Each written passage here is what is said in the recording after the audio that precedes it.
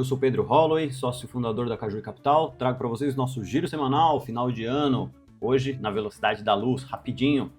Dessa semana que se inicia em dia 22/12 e vai até dia 28/12.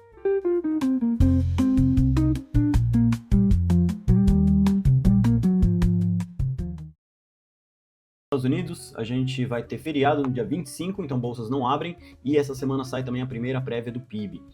Lá, na semana passada, a gente teve payroll, que veio 64 mil vagas criadas, e enquanto o esperado era de 50 mil. Tá? Na China, essa semana a gente vai ter taxa de juros, decisão, e no Brasil a agenda está bem fraca também. Teremos o IPCA 15, terça-feira, se não me engano, vai ser divulgado, dia 23, e a expectativa é de 0,28, tá? A gente já vai ver ali na Focus quanto que fecharia esse ano. Com o IPCA cheio, tá?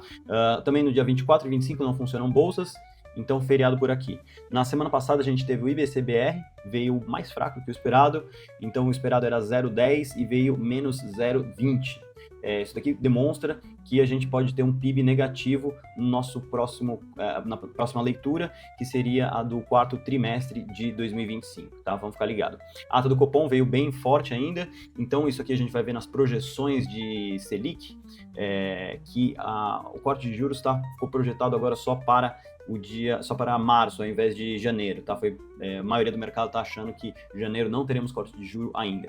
De radar político, o Congresso está em recesso, então não tem muitas novidades nessa frente. O Congresso é sempre fonte aqui de notícias do radar político. A única que saiu na semana passada, interessante, foi que o ministro Flávio Dino, ele suspendeu um trecho da lei, era aqueles jabutis que entram em outra lei que não tem nada a ver, mas tinha uma autorização para o Congresso gastar 20 bi em emendas que ficaram congeladas, canceladas dos anos anteriores, se não me engano era 2019 a 2022, e aí o Congresso queria gastar mais 20 bi, o Flávio Dino falou que não, mas é meio estranho porque o governo tinha autorizado isso, tá? Eu não sei se entra ali no resultado do arcabouço fiscal, acho que sim, então vetado, não teremos esse gasto extra de 20 bi, boa notícia, né?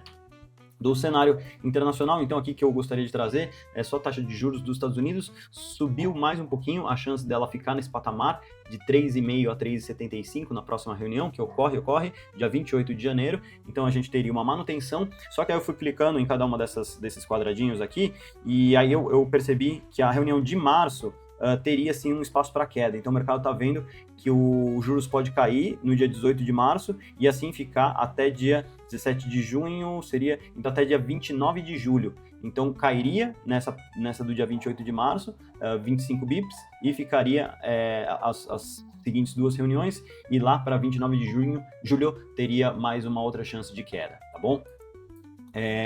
Isso daqui mostra as taxas de juros nos Estados Unidos, de um mês atrás para esse mês, para mais recente.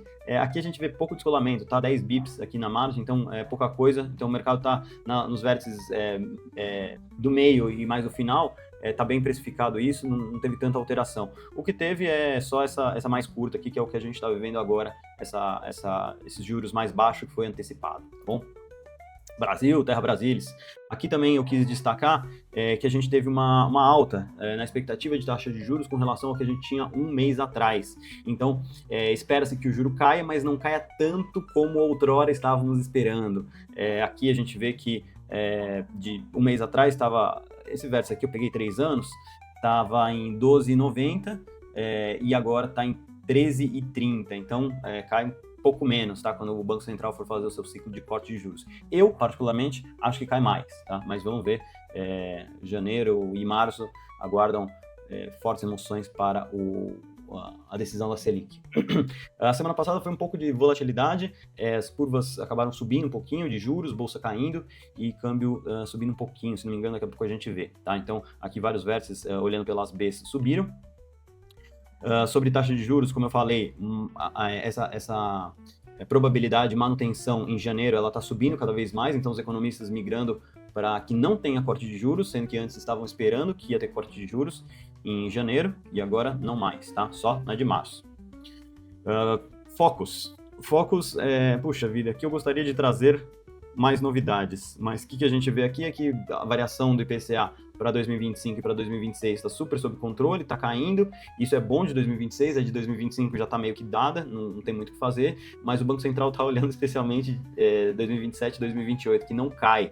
É impressionante, os economistas não revisam, E, assim, duas possibilidades aqui. Ou eles não revisam porque estão com preguiça de entrar lá e, poxa, final do ano, tem que entrar e ver focos de 2027, 2028. Ele está mais interessado em acertar o agora, né? O 2025 e, eventualmente, até 2026 já fica ali registrado.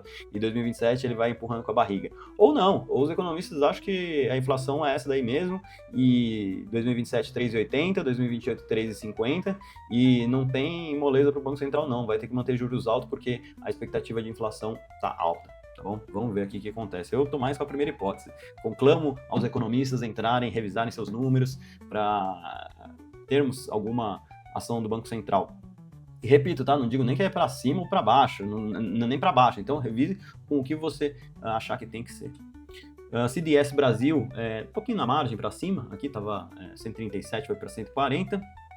Mercados, bolsa caiu um pouquinho, acho que estava 160, se não me engano, então a gente teve um dia aqui que foi bem mais negativo, né? Esse candlezinho vermelho. Quando que foi? Acho que foi terça-feira, talvez, caiu bastante, então bolsa em queda na semana passada, tá bom? E fluxo praticamente a mesma coisa, aqui 29,2 bi de entrada em 2025, acho que deve fechar por aí, talvez na margem, como essas semanas vai ter bastante feriado, o pessoal já está meio que fechando os investimentos do ano, não devemos ter grandes movimentações aqui, e esse ano deve fechar por aí, perto dos 29 bi de entrada de estrangeiro.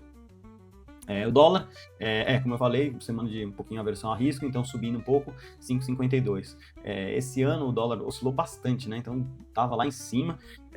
Aqui a gente tem a colinha, nas variação das 52 semanas, que representa o ano, ele chegou a uma máxima de 6,24, quem lembra, e uma mínima de 5,26. Aqui outro dia, né? Tava um pouquinho abaixo de 5,30, então bateu essas mínimas, e agora fechando o ano aí, fechando o ano não, né? Esse não acabou ainda, esse ainda pode ter bastante volatilidade, mas 5,50 é o que fechou na semana passada, tá bom?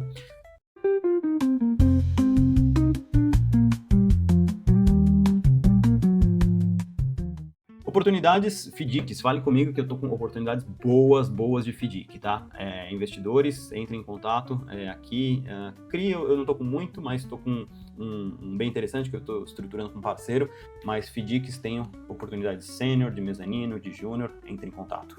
Valeu, pessoal, um abraço, bom fim de ano a todos. Cajuí Capital, fortalecendo negócios que movem o Brasil.